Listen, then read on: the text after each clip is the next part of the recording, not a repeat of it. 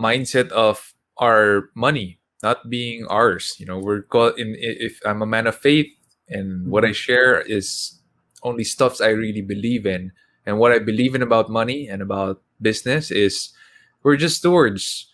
We're Right. not really the owners of our money and our businesses. What are some spending habits we should avoid to help us grow our income? See, I'll let you go first, brother. Okay, sige. Well, tama yung maganda yung tanong niya 'no, kasi it's really about our habits. Ito yung mga nakasanayan natin. Well, maybe being unaware of where your money is going. Kasi right now, because of the online platforms, sometimes it's easy to buy online, right? Minsan may magugulat ka na lang, may kumakatok na naman sa bahay ninyo, 'di ba? Meron na namang delivery. So I think we need to set some limits. We need to be aware. For example, we want to buy things online.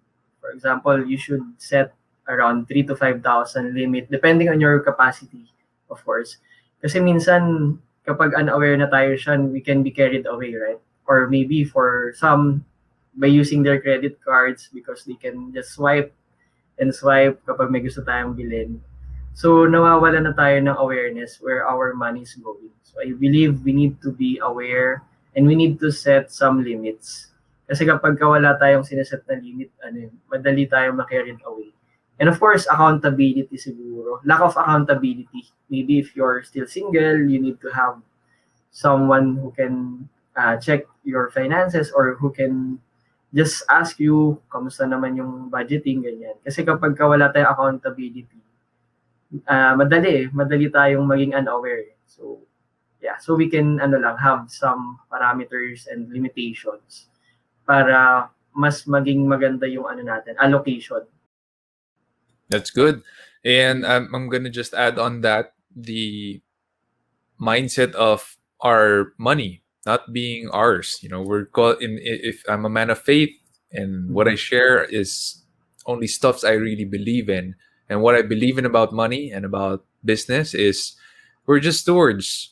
We're Right. not really the owners of our money and our businesses. It's God who owns it, and we're just managing it for Him. So if you see it that way, you will really not spend needlessly. You will not spend out of want. No? Don't spend wantonly na parang kung gusto ko, okay na. Kung gusto ko, yun na yun. That's the ultimate decision.